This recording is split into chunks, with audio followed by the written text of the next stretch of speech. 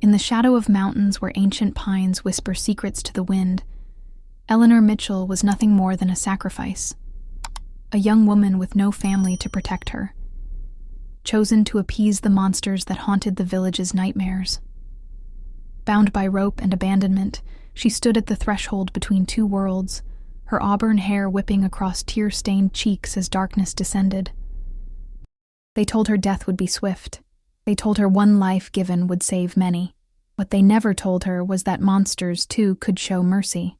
As the howls of the Blackwood Pack pierced the twilight, Eleanor trembled not just from cold, but from the terrible weight of her own insignificance.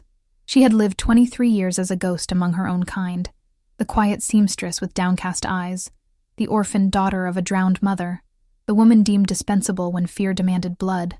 Yet in the golden gaze of the Alpha who approached through mist and shadow, Eleanor would discover that the true monsters were not those who shifted beneath moonlight, but those who sacrificed innocence upon the altar of their own terror.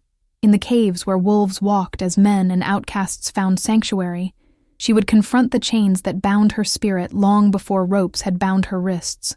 For some are forced into darkness only to discover they were born to rule it, and sometimes a sacrifice becomes a queen.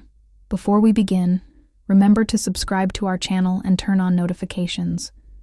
Every day, a new story awaits you. Now, let us begin. Eleanor Mitchell tasted blood on her lips as the ropes cut deeper into her wrists. The forest around her was unnaturally silent, as if every living creature had fled before the approaching storm, or perhaps before the darkness that lurked within the cave ahead. She had stopped crying hours ago, when the village elders had tied her to the wooden post, planted firmly at the mouth of what locals called the Devil's Den. "Please," she whispered, her voice cracked from screaming. "Someone help me." But no one would come. She knew that now. The decision had been unanimous. Sacrifice one to save many. And Eleanor, with no family left to protect her, had been the perfect choice. As darkness fell, the temperature plummeted. October in the mountains of Montana was unforgiving, and Eleanor's thin dress offered little protection against the biting wind. Her long auburn hair whipped across her face, temporarily blinding her as the storm clouds gathered overhead. "They said it would be quick," she murmured to herself, trying to find some semblance of comfort in the face of her impending death. The village elders had assured her the wolves would make it swift, that her sacrifice would ensure another year of peace between the pack and the village, a peace built on blood. On her blood. The first howl pierced the twilight like a blade, sending shivers down Eleanor's spine. Another joined it, then another, until the mountains themselves seemed to vibrate with their chorus. They were coming. Eleanor renewed her struggles against the bindings, raw terror lending her strength she didn't know she possessed. The rope gave slightly, but not enough. Never enough. Through the trees, she caught the first glimpse of them, shadows darker than the gathering night, moving with liquid grace between the pines. Eyes gleamed in the darkness, amber, gold, some an unnatural blue that couldn't possibly belong to normal wolves, because they weren't normal wolves. The village knew it. Eleanor knew it. These were something else entirely. The largest of them emerged from the tree line, a massive black beast with shoulders that stood as high as Eleanor's chest, its eyes locked with hers, intelligence gleaming in their golden depths. The Alpha. "Please," Eleanor whispered, though she knew begging was useless. "I've done nothing to deserve this." The black wolf approached slowly, its massive paws silent on the forest floor. Behind it, more wolves appeared, gray, brown, white, and every shade between, forming a semicircle around her. Their breathing created plumes of vapor in the cold air, giving them an otherworldly appearance, like spirits manifested from the mist. Eleanor closed her eyes as the Alpha drew near. She could feel its heat, smell its wild scent, earth and pine and something metallic. The wolf circled her, so close that its fur brushed against her legs. A low growl rumbled from its chest, vibrating through her entire body. "This is it," she thought. "This is how I die." But death didn't come. Instead, teeth closed around the ropes at her wrists, not tearing into flesh but sawing through her bindings with deliberate precision. Eleanor's eyes flew open in shock as the ropes fell away. The black wolf moved to her ankles next, severing those bonds as well before stepping back. Eleanor stood frozen, uncertain. Was this part of the hunt? Were they giving her a head start before they tore her apart? The alpha wolf stared at her, then jerked its massive head toward the cave. A command, not a suggestion. "You want me to go in there?" Eleanor asked, her voice barely audible. The wolf growled, taking a step toward her. The message was clear: inside, or become dinner. On shaking legs, Eleanor moved toward the cave entrance. The wolves parted to let her pass, their eyes following her every movement. The darkness of the cave gaped before her like an open mouth, ready to swallow her whole. But behind her stood certain death. At least in the darkness, there was the unknown. And in the unknown, possibility. She took a deep breath and stepped inside. The cave was not what she expected. Rather than the cold, damp darkness she'd anticipated, warm light greeted her almost immediately. Torches lined the rough stone walls, illuminating a passageway that sloped gently downward. The floor beneath her feet was smooth, worn by years, perhaps centuries of use. Eleanor glanced back. The wolves had followed her inside, blocking any hope of escape. The alpha brushed past her, leading the way deeper into the mountain. With no other choice, she followed. The passage wound downward for what felt like an eternity, opening occasionally into larger chambers before narrowing again. The air grew warmer the deeper they went, until Eleanor found herself sweating beneath her thin dress. Just as she thought she couldn't walk another step, the passage opened into an immense cavern. Eleanor gasped. It wasn't just a cave. It was an underground village. Structures that resembled houses lined the walls, built of stone and wood, with smoke rising from crude chimneys. Pathways wound between them, and in the center of it all burned a massive bonfire, casting flickering shadows across the entire scene. Above, the cavern ceiling rose so high it disappeared into darkness, though she could see stars twinkling through what must have been openings to the night sky. But most shocking of all were the people. They moved among the structures, dressed in simple clothing made of leather and rough spun fabric. Some carried water or wood, others tended to cooking fires. Children, actual children, ran laughing between the buildings, playing some sort of game that involved much shrieking and chasing. As the alpha wolf entered the cavern, all activity ceased. The people turned as one to face him, their expressions solemn. Then, to Eleanor's astonishment, they knelt. The alpha continued forward, Eleanor trailing behind in a daze. They approached the bonfire, where an elderly woman sat on a throne-like chair carved from a single piece of wood. Her silver hair hung in a braid over one shoulder, and her face was lined with age, but her eyes were sharp and alert. "So," the woman said, her voice surprisingly strong, "this is what the village sent us this year." Eleanor opened her mouth to reply, but no words came out. The woman smiled, though there was no warmth in it. "Speak, girl. You stand before the pack now. Show us you have a spine." Eleanor swallowed hard, gathering what little courage remained. "My name is Eleanor Mitchell. I didn't ask to be sent here. No one ever does," the woman replied. "Yet here you stand." She turned to the alpha wolf. "What say you, Kieran? Is she worthy?" To Eleanor's shock, the black wolf began to change. Bones cracked and shifted, fur receded, and within moments, a man stood where the wolf had been, tall and powerfully built, with the same golden eyes that had stared at her from the wolf's face. He regarded her thoughtfully. "She didn't beg for her life," he said, his voice deep and rough, as if he didn't use it often. "She faced us with dignity, even knowing death awaited. There is strength in her." The old woman nodded. "Then the sacrifice is accepted." She fixed her gaze on Eleanor. "But not in the way your village intended." "I don't understand," Eleanor whispered. "What's happening? Who are you people?" "We are the Blackwood Pack," the man, Kieran, said. "Guardians of these mountains since before your kind built their first mud hut in the valley. Your village calls us monsters, yet they are the ones who tie innocent women to posts as offerings. Then, you're not going to kill me?" The old woman laughed, a sound like dry leaves rustling. "Kill you? Child, do you think we bring all our meals home first? No, you're not here to die. You're here to live among us." "I don't understand," Eleanor repeated, her mind struggling to process everything. "It's simple," Kieran said. "Your village believes we demand a sacrifice each year to keep the peace. We never asked for such a thing. They began the practice centuries ago, out of fear and superstition. And each year, we take their offering, not to kill, but to save. Save? The old woman gestured around the cavern. Look closely, child. Each face you see was once tied to that same post where we found you. Some were accused of witchcraft, others of adultery or thievery. Some, like you, simply had no one to speak for them when a sacrifice was needed. Eleanor's gaze swept the cavern, taking in the faces watching her. Men, women, children, all looking at her with a mixture of sympathy and wariness. But the howls, the attacks on livestock, the theatrics, Kieran interrupted. Necessary to maintain the illusion. We take a few sheep, leave enough evidence to keep them fearful, and they continue to believe their sacrifices keep them safe. And what happens to me now? Eleanor asked, her voice steadier than she felt. The old woman leaned forward. Now, you become one of us. You learn our ways. You earn your place in the pack. And if I refuse? If I want to return to the village?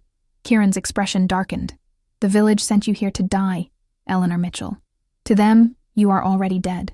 Return, and they will only tie you to that post again, if they don't stone you first for consorting with monsters. Eleanor knew he was right. There was no going back. Whatever life she had known was over now. I have no choice, do I? There is always choice, the old woman said softly, but not all choices lead to survival. Here, at least, you have a chance at a new life, one where you are valued for your strength, not sacrificed for your weakness. Eleanor looked around the cavern again, seeing it with new eyes. Not a prison, but a sanctuary. Not monsters, but people. Different, yes, but people nonetheless. What must I do? She asked finally. Kieran's lips curved in what might have been a smile. First, you need a place to sleep. Tomorrow your training begins. Training? For what? His golden eyes gleamed in the firelight. To become one of us, of course. To learn what it means to be pack. The old woman clapped her hands and the crowd dispersed, returning to their tasks as if a terrified human woman being brought into their midst was an everyday occurrence. Perhaps, Eleanor realized, it was. A young woman approached, her smile gentle. I'm Maya.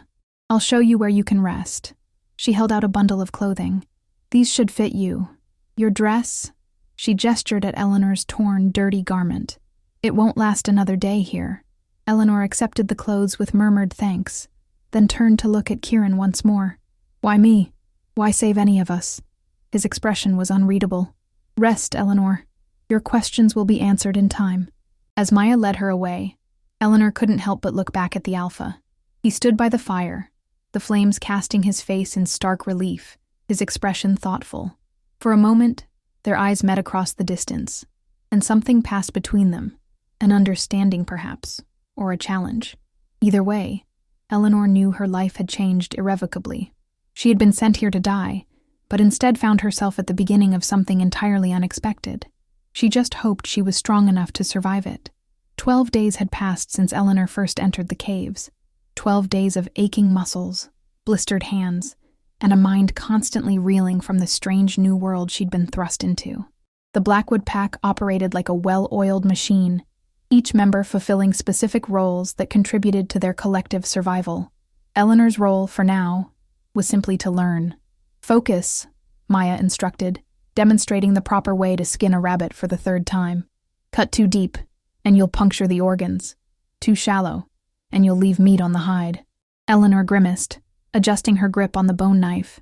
The blade felt awkward in her hand, nothing like the metal utensils she'd used in the village. Everything here was different, cruder in some ways, more sophisticated in others. I never had to do this before, Eleanor admitted, carefully inserting the knife beneath the rabbit's pelt. In the village, I worked as a seamstress. Maya smiled, tucking a strand of dark hair behind her ear. Good. We need someone with sewing skills. Kieran rips through shirts faster than anyone I've ever seen. At the mention of the Alpha, Eleanor felt her cheeks warm. She hadn't spoken directly to him since that first night, though she often caught him watching her from a distance, his golden eyes intent and unreadable. Does he ever talk to anyone? Eleanor asked, trying to sound casual. He seems distant. He carries the weight of the entire pack, Maya replied, adjusting Eleanor's technique with gentle hands. There, like that. And he's been Alpha for only 3 years since his father was killed by hunters. Eleanor's knife slipped, nearly cutting her finger. Hunters? From my village? Maya's expression darkened. Yes, they came during the full moon, when many of us were shifted. Kieran's father led them away from the caves, sacrificing himself to protect us. She paused. That's why some were less than welcoming when you arrived. Eleanor understood now why certain pack members still regarded her with suspicion, despite Kieran's apparent acceptance. She was, in their eyes, one of the enemy. I had nothing to do with that, she said quietly. I know, Maya assured her. And Kieran knows it too, or you wouldn't be here. She nodded at the rabbit. Now finish this. We have 5 more to prepare before dinner. As they worked, Eleanor observed the activity around the central cavern. Children practiced hand-to-hand combat under the watchful eye of an older man, while others received lessons in what appeared to be history and lore. Adults moved purposefully between tasks, cooking, crafting, carrying supplies from the surface. How do you remain hidden? Eleanor asked. Surely hunters would have found these caves by now. Maya smiled mysteriously. Magic protects us. Magic? Eleanor scoffed. There's no such thing. Says the woman living among werewolves, Maya countered with a raised eyebrow. Eleanor fell silent, conceding the point. After all, she'd witnessed men and women transform into wolves and back again, something she'd once believed impossible. The entrances to our home are warded, Maya explained. Unless you're pack or guided by pack, you simply won't see them. Your mind will slide right past, convinced there's nothing of interest there. Like the entrance I came through? Exactly. We have 7 major entrances and dozens of emergency exits scattered throughout the mountain. Only Kieran knows them all. Eleanor glanced toward the largest dwelling, where she knew Kieran often retreated. And what about the rest of the pack? Can all of you change? Most adults can, Maya said. Children usually begin shifting around puberty, though some show signs earlier. Not everyone has the same abilities, though. Some are stronger, faster. Others have keener senses or heal more quickly. And Kieran? Maya's expression grew solemn. Kieran is different, even for an alpha. Before Eleanor could ask what she meant, a commotion erupted near the main entrance tunnel. 2 men rushed in, supporting a third between them. Blood soaked the injured man's side, and his face was contorted in pain. Hunters, one of the men gasped as others rushed to help. They've set traps along the eastern ridge. Eleanor watched as the pack mobilized with practiced efficiency. The injured man was carried to what she now knew was their healing chamber, while others gathered weapons and prepared to head out, presumably to deal with the threat. Through the chaos, Kieran emerged from his dwelling. The crowd parted instantly, a ripple of deference spreading as he approached the injured man. Eleanor couldn't hear what was said, but she saw Kieran's expression harden. When he turned to address the gathering, his voice carried across the cavern. Marcus will recover. The trap was iron, not silver. A collective sigh of relief swept through the crowd. But this is the 3rd incursion this month. The village grows bolder. His golden gaze swept across his pack before landing unmistakably on Eleanor. The weight of his stare made her breath catch, but she forced herself to stand straight, meeting his eyes without flinching. This ends tonight, Kieran declared, turning away. I want our strongest at the north and east entrances. The rest secure the pack here. No one hunts alone until I give word. As the pack dispersed to their assigned tasks, Eleanor found herself moving forward, drawn toward Kieran despite the warnings in her head. He was already turning away when she reached him. Wait, she called. He paused, his broad shoulders tensing before he slowly turned to face her.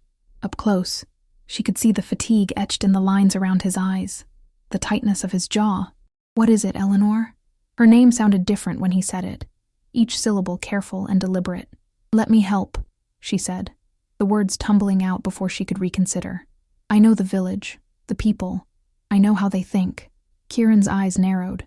You want to fight against your own kind? They tied me to a post and left me to die, Eleanor reminded him, heat rising in her voice. They're not my kind anymore. For a long moment he studied her, his expression unreadable. Then, to her surprise, he nodded. Come with me. He led her to his dwelling, a structure larger than the others but austere in its furnishings. A table dominated the main room, covered with what appeared to be maps of the surrounding mountains. Various weapons hung from the walls, knives, spears, and things Eleanor couldn't name. Tell me about these hunters, Kieran said, indicating she should sit across from him at the table. Eleanor gathered her thoughts. There are 5 men who regularly hunt in these mountains. Brothers Elijah and Samuel Tanner lead them. They're experienced trackers who've hunted these woods since childhood. And would they set traps like the one that caught Marcus? She nodded reluctantly. They're known for their trapping skills, but they usually hunt game, not people. Kieran's mouth curved in a humorless smile. They don't see us as people, Eleanor. To them, we're beasts to be exterminated. Not everyone in the village thinks that way, she protested. Though even as she said it, she remembered the faces of those who had tied her to that post. Perhaps she was being naive. No? Kieran leaned forward, his eyes intense. Then tell me why, for generations, they've sent sacrifices to appease the monsters in the mountain? Why they hunt us when we've done nothing but exist alongside them? Eleanor had no answer. The weight of his gaze made her uncomfortable, yet she couldn't look away. The village fears what it doesn't understand, she said finally. And fear makes people cruel. Something shifted in Kieran's expression. Surprise, perhaps, or recognition. Yes, he agreed quietly. It does. An uncomfortable silence stretched between them, broken only when Kieran rose to his feet. Thank you for the information, he said formally. It will help us avoid their hunting parties. Eleanor stood as well, sensing the dismissal. What will you do? About the traps, I mean.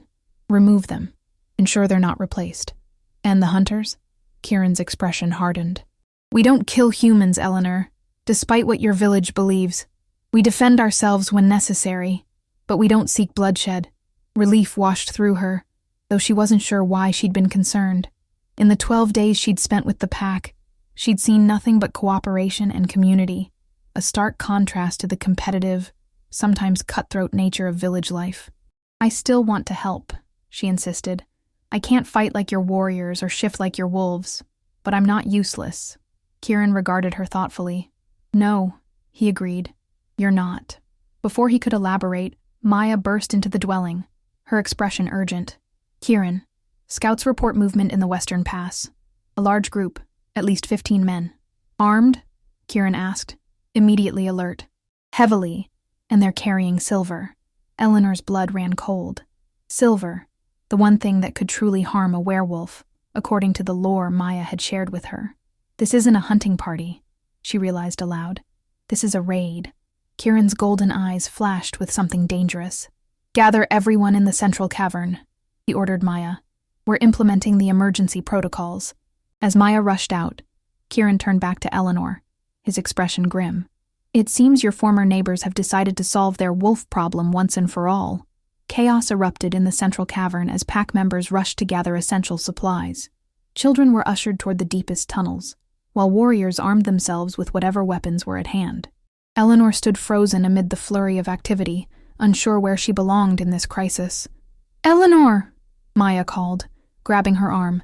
Come on, you need to go with the children and elders. But Eleanor pulled back, her gaze fixed on Kieran as he issued rapid commands to his fighters. No, I need to help. You don't know how to fight, Maya insisted. But I know the men who are coming, Eleanor countered. I know their tactics, their weaknesses. Maya hesitated, clearly torn between protocols and pragmatism. Before she could decide, Kieran approached them, his expression grave. Maya, get the healing supplies ready. We'll have wounded before this night is through. His eyes shifted to Eleanor. You should go to the lower chambers.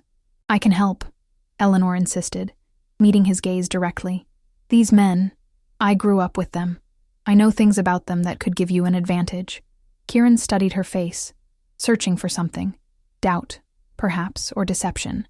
Whatever he saw must have satisfied him, because he gave a curt nod. Stay with me then. But if I tell you to run, you run. Understood?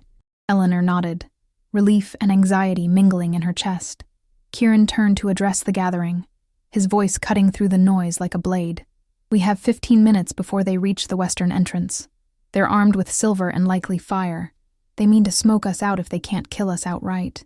A ripple of fear passed through the crowd, but Kieran continued, his confidence steadying them. We've prepared for this. Teams 1 and 2 will collapse the secondary tunnels to funnel them toward the false den. Team 3 will create diversions in the forest to draw off as many as possible. The rest of you know your positions. He paused, his golden eyes sweeping over his pack. Remember, we fight to protect, not to kill. These are scared, ignorant men, not evil ones. Disable if possible, but do not hesitate if your life is threatened. As the pack dispersed to their assigned positions, Eleanor followed Kieran toward a narrow passage she'd never noticed before. "Where are we going?" she asked, struggling to keep pace with his long strides. "Observation point," he replied tersely. "I need to see how many we're dealing with and what they're carrying." The passage wound upward, growing steeper until they were practically climbing. Eleanor's muscles burned with the effort, her hands raw from gripping rough stone. Just when she thought she couldn't go any further, the tunnel opened onto a small ledge high on the mountainside, concealed by dense foliage. Kieran crouched at the edge, motioning for her to do the same.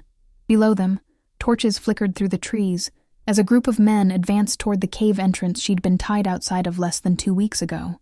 "The one in front," Kieran murmured. "Is he the leader?" Eleanor squinted, recognizing the broad-shouldered silhouette. "That's Samuel Tanner, the village council's head. The one beside him is his brother, Elijah. And the others? Farmers, mostly. A few craftsmen." She pointed to a slender figure near the back. "That's Thomas Mercer, the blacksmith. He's the one who likely made whatever silver weapons they're carrying." Kieran's expression darkened. "They are more organized than I expected. The Harvest Festival was last week," Eleanor explained. "It's when they traditionally select the sacrifice, me this time. When I didn't return as a mangled corpse to prove the ritual worked. They assumed we were preparing to attack," Kieran finished, his jaw tightening. "So they decided to strike first." Eleanor nodded, guilt twisting in her stomach, though she knew this wasn't her fault. Samuel always was paranoid about the wolves. After his daughter disappeared 3 winters ago, he became obsessed. Kieran went very still. "His daughter, what was her name?" "Lily. Why?" He didn't answer, rising to his feet instead. "We need to get back. They're approaching faster than anticipated." As they hurried back down the tunnel, Eleanor's mind raced. Something about Kieran's reaction to Lily's name nagged at her, but before she could pursue the thought, they emerged into the central cavern once more. Most of the pack had already dispersed to their positions, leaving only a handful of guards and those tending to the children. Kieran strode toward a stocky man with salt and pepper hair. "Reynolds, they'll reach the western entrance in 5 minutes. Signal the teams to begin." The man nodded, lifting a horn to his lips. 3 short blasts echoed through the cavern, followed by answering calls from distant tunnels. "What happens now?" Eleanor asked, struggling to keep up as Kieran moved toward the armory. "Now we wait." He selected a wicked-looking knife from the wall, testing its weight before handing it to her. "For your protection, not for fighting." Eleanor accepted the blade, noting the carved bone handle and unusual blue-tinted metal. "This isn't silver. Iron infused with wolf's bane," Kieran explained, choosing a similar blade for himself. "One of the few things that can slow our healing. Not as lethal as silver, but effective." "Why give me a weapon that could hurt your people?" His golden eyes met hers, serious and assessing. "Because I'm choosing to trust you, Eleanor Mitchell. Don't make me regret it." Before she could respond, a distant boom echoed through the tunnels, followed by shouts and the distinct sound of rockfall. "They've breached the outer defenses," Kieran said grimly. "Sooner than expected." Eleanor's heart hammered against her ribs. "What do? We stick to the plan. The collapsed tunnels will force them toward the false den, an abandoned section of caves we've prepared as a decoy. It should buy us time to evacuate the young and vulnerable through the eastern passages." But even as he spoke, another explosion rocked the mountain, this one closer and stronger than the first. Dust and small stones rained from the ceiling. "That's not right," Kieran muttered, his expression darkening. "They shouldn't have reached the secondary barriers yet." A pack member sprinted into the cavern, his face streaked with dirt and blood. "Alpha, they've breached the eastern tunnels as well. They came from multiple directions. We're surrounded." Eleanor saw Kieran's composure slip for just a moment, fear flashing across his features before he mastered it. "How? The eastern entrance is warded and hidden. Someone led them to it," the man gasped. They knew exactly where to look. Kieran's gaze snapped to Eleanor, sudden suspicion hardening his features. "Did you—" "No," she protested, understanding immediately. "I've never even seen the eastern entrance." For a tense moment, he studied her face. Then he nodded, apparently satisfied. "Gather everyone here," he ordered the messenger. "New plan. We make our stand in the central cavern. It's the most defensible position." As the man rushed off, Kieran turned to Eleanor, his expression grim. If they've found the eastern entrance, they may know about the others as well. We're running out of options. Fear clutched at Eleanor's throat, but she forced herself to think clearly. The village knows these mountains are honeycombed with caves. They've probably been mapping them for years, watching your people come and go. Impossible, Kieran insisted. The wards. Magic isn't infallible, Eleanor countered, and humans are resourceful, especially when driven by fear. Before Kieran could respond, pack members began flooding into the central cavern. Warriors bearing signs of combat, caretakers herding frightened children, elders moving with dignified urgency. Among them, Eleanor spotted Maya, helping a wounded woman to a makeshift medical area. "Report," Kieran commanded as his lieutenants gathered around him. They split into 3 groups, Reynolds explained, a fresh cut bleeding sluggishly above his eye. 1 at the western entrance, 1 at the east, and a 3rd we didn't detect until they were already inside the northern tunnels. Casualties: 4 wounded, none critically. We managed to collapse tunnels behind us to slow their advance, but they're clearing the debris faster than we anticipated. Kieran absorbed this, his mind visibly racing through options. How many men total? At least 30, possibly more. Eleanor's blood ran cold. 30 men, all armed with silver and hatred. Against what? 50 pack members, half of whom were children, elders, or non-combatants. "We need to negotiate," she said suddenly, drawing surprised looks from the gathered wolves. "Negotiate?" Reynolds scoffed. "With men who came to slaughter us in our den? They came because they're afraid," Eleanor insisted. "They believe you're monsters who demand human sacrifices. If we could just explain—" "They won't listen," Kieran interrupted, though his tone was gentler than his lieutenant's. "Not now, with blood already spilled." "Then let me try," Eleanor pleaded. "Let me speak to Samuel. He knows me. He might listen." "No," Kieran said firmly. "It's too dangerous." "More dangerous than being trapped and slaughtered?" Eleanor challenged, her fear giving way to desperation. "I was supposed to be your sacrifice. Let me be useful instead." A tense silence fell over the group. Eleanor could see the conflict in Kieran's eyes, the instinct to protect her warring with the pragmatic need to save his pack by any means necessary. Before he could decide, a child's scream pierced the air.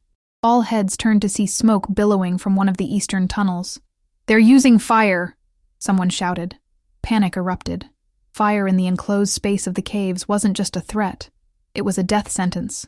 The smoke alone could kill them all long before the flames reached them. "Everyone to the western escape tunnels!"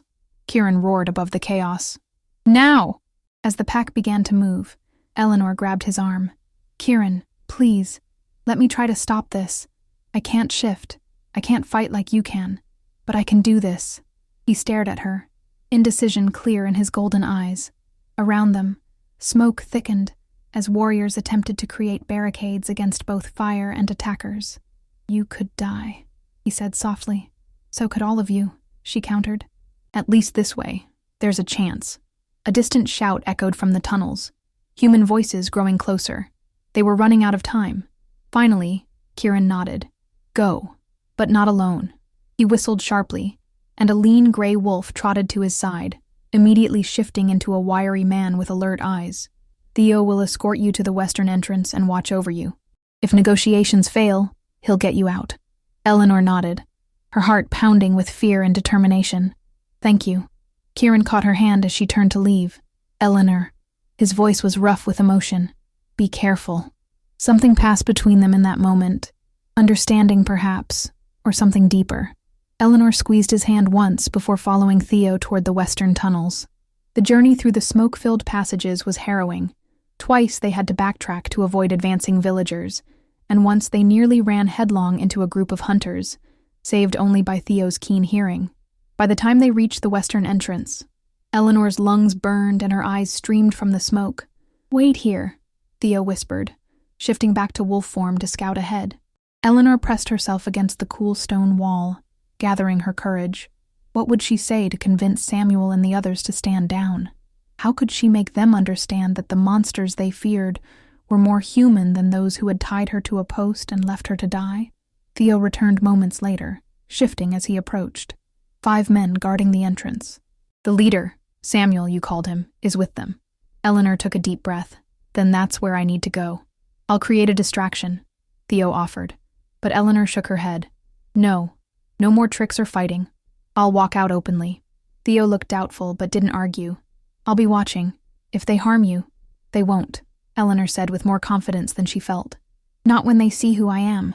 With a final nod to Theo, Eleanor squared her shoulders and walked toward the cave entrance. The guards spotted her immediately, crossbows rising in unison. Stop right there, one shouted. Don't come any closer. Eleanor raised her hand slowly. My name is Eleanor Mitchell, she called out. I need to speak with Samuel Tanner. A murmur ran through the men. One rushed back into the darkness, presumably to fetch Samuel. The others kept their weapons trained on her, expressions a mixture of fear and confusion. Eleanor? Samuel's gruff voice preceded him as he pushed through his men. Good God, girl, is that really you? He looked exactly as she remembered. Broad-shouldered and imposing, his beard streaked with gray, his eyes sharp beneath bushy brows. The sight of him brought back memories of village gatherings, of his firm but fair judgments in disputes, and of the day he had pronounced her the sacrifice, his expression solemn but unyielding. It's me, she confirmed, keeping her hands visible. I've come to talk, Samuel, to stop this before more blood is shed. Samuel's expression hardened. Talk? While my men die in these cursed tunnels? While those beasts tear them apart? No one has died yet, Eleanor said firmly. And no one needs to, if you'll just listen. Listen to what? More lies? More tricks? Samuel spat on the ground. We should have known when your mangled body didn't appear outside the cave. They've corrupted you somehow, made you one of them. I'm still human, Eleanor insisted. Just like you. And so are they, in all the ways that matter. Human? Samuel scoffed. I've seen them change, Eleanor. I've seen them become monsters before my eyes. And I've seen them care for their children, heal their sick, and mourn their dead, she countered. I've seen them save those your village condemned and abandoned, including me. Samuel's eyes narrowed. What are you talking about? Eleanor took a careful step forward. Did you never wonder what happened to those sacrifices, Samuel? Did you never question why the wolves seemed satisfied with one offering each year? It's because they weren't killing us. They were saving us. Uncertainty flickered across Samuel's face. Nonsense. They're beasts. Killers. Then why am I still alive? Eleanor spread her arms wide. Why are all the others still alive? Lily is still alive, Samuel. At his daughter's name, Samuel went deathly still. What did you say? Lily, your daughter. She's alive. Hope and disbelief warred on the man's weathered face. Impossible. She was taken by wolves 3 winters ago. She was saved by them, Eleanor corrected gently. Just as I was. Just as dozens of others have been over the years. Samuel's hands trembled, his crossbow lowering slightly. You're lying. You must be. I'm not. Eleanor took another careful step forward. The Blackwood Pack doesn't demand sacrifices, Samuel. They never did. That was a story our village created out of fear and misunderstanding. The men exchanged uncertain glances, their weapons wavering. Eleanor pressed her advantage. Think about it. Have the wolves ever attacked the village? Have they ever killed anyone who wasn't hunting them first? They take a few sheep each year to maintain the illusion, to keep you afraid enough to stay away from their home. But they've never sought human blood. Samuel's expression crumpled, grief and confusion replacing his earlier certainty. If what you say is true, if Lily is alive, then where is she? Why hasn't she come home? Eleanor hesitated. How could she explain that to someone who had spent years demonizing the very people who had saved his daughter? Because she found a new home, came a voice from behind her. One where she wasn't just the blacksmith's daughter, but a healer with gifts of her own. Eleanor turned to see Kieran standing in the cave entrance, unarmed and alone. His golden eyes gleamed in the torchlight, fixed on Samuel with an intensity that made the air between them seem to vibrate. You, Samuel breathed, raising his crossbow once more. You took her. I offered her sanctuary, Kieran corrected calmly, after she was caught practicing herb lore and accused of witchcraft by your council. Did they tell you that, Samuel Tanner? Did they tell you they planned to burn your daughter at the stake before we intervened? Samuel's face drained of color. No, that can't be true. Ask Eleanor, Kieran suggested. Ask any of those you've sacrificed over the years. My pack has been the sanctuary for those your village rejected, the different, the unwanted, those who didn't fit into your narrow view of what's acceptable. Eleanor watched Samuel's resolute expression crumble further, the crossbow now hanging limply from his hands. "I want to see her," he said finally, his voice breaking. "I want to see my daughter." Kieran nodded solemnly. "And you will. But first, call off your men. No more blood needs to be shed today." For a long, tense moment, Samuel stood frozen, the weight of revelation and years of grief visibly crushing him. Then, slowly, he turned to his men. "Stand down," he ordered, "and spread the word to the others. We're stopping the attack." As the men hurried to obey, Samuel turned back to Kieran, his expression both weary and wary. "If you're lying about Lily—" "I'm not," Kieran interrupted firmly. "But understand this, Samuel Tanner. She chooses her own path now. If she wishes to return to the village, no one will stop her. But if she chooses to stay with the pack, you must respect that decision." Samuel nodded stiffly, a father's hope warring with a leader's pride. As Eleanor watched this exchange, relief washed through her like a physical force. The fighting would stop, lives would be spared, and perhaps, just perhaps, a bridge could be built between two worlds that had been divided by fear for far too long. Kieran moved to her side, his presence solid and reassuring. "You did well," he murmured, his voice too low for the others to hear. "Braver than any wolf I know." Eleanor smiled weakly, exhaustion suddenly catching up with her. "I just didn't want anyone else to die because of me." "Because of you?" Kieran's brow furrowed. "Eleanor, you didn't cause this conflict. You may have just ended it." Before she could respond, a commotion erupted from deeper in the caves.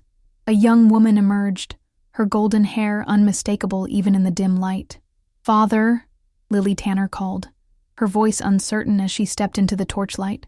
Samuel made a sound that was half sob, half laugh, dropping his crossbow entirely as he rushed forward. "Lily, my Lily!" As father and daughter embraced for the first time in 3 years, Eleanor felt Kieran's hand find hers, his fingers intertwining with her own. She didn't pull away. The future was uncertain, the wounds between village and pack deep and not easily healed.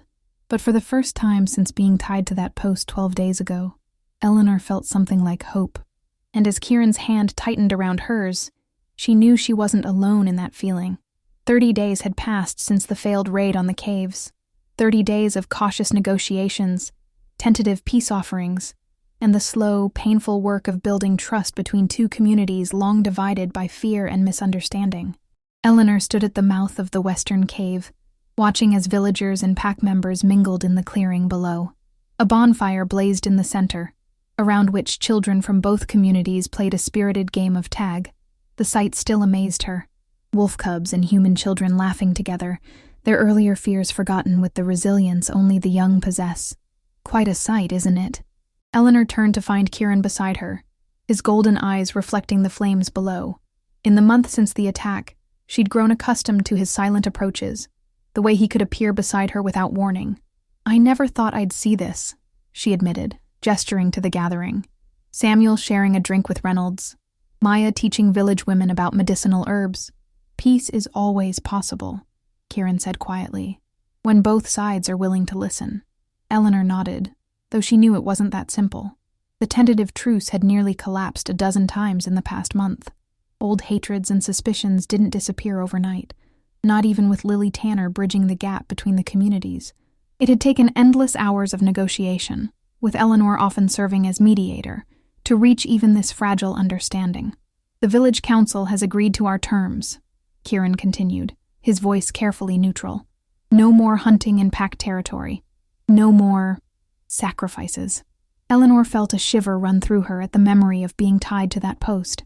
"And in return, we'll provide protection against predators, share hunting grounds in the Eastern Valley, and teach them about the healing properties of plants they've long overlooked." His lips quirked in a rare smile. "And we've agreed to stop stealing their sheep." Eleanor laughed softly, the sound carrying on the evening breeze. Below, a few heads turned toward them, including Samuel's. The village leader had aged years in the past month, the revelation of his daughter's near execution by his own council having shaken him to his core. Yet there was peace in his face now as he raised his cup in a silent toast to Eleanor. She returned the gesture, marveling at how much had changed. She was no longer the frightened sacrifice, nor even the reluctant guest of the pack. She had become something else entirely, a bridge between two worlds, respected by both. They're calling you Peacemaker, Kieran remarked, following her gaze. Both in the village and among the pack. Eleanor shook her head. I just did what anyone would do. No, Kieran disagreed, turning to face her fully. What you did required extraordinary courage. Facing down armed men who once condemned you to death? Standing up to an alpha wolf? His golden eyes gleamed with something like pride. Few would have dared either, let alone both.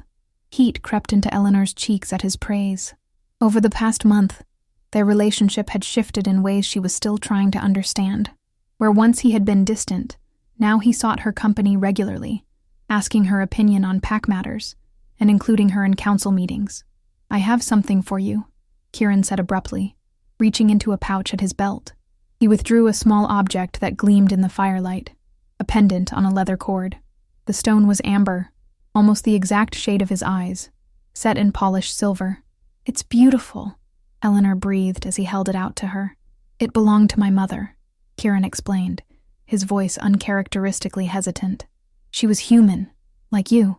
My father gave it to her when she chose to join the pack. Eleanor's eyes widened at this revelation. Your mother was human? You're half, he confirmed with a nod. It's one reason my father was so committed to saving humans condemned by the village, and why I continued the practice after his death. Eleanor took the pendant carefully, feeling its weight in her palm. The significance of the gift wasn't lost on her. Kieran, I can't accept this. It's too important. It's yours, he insisted gently, if you want it.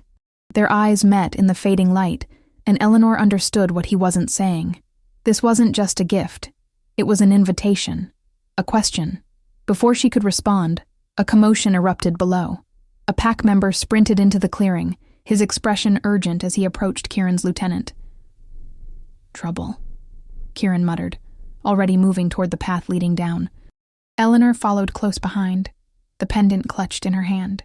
By the time they reached the gathering, the pack had formed a protective circle around the village children, while the adults stood in wary readiness. The messenger, a young wolf named Liam, was breathing hard, his eyes wide with alarm. Hunters, he gasped as Kieran approached. From the southern village, at least 20, heavily armed. Samuel pushed through the crowd, his expression grim. Southern village? You mean Oak Ridge? Liam nodded. They're tracking a large wolf they spotted near their livestock, following it straight toward us. Murmurs of concern rippled through both groups.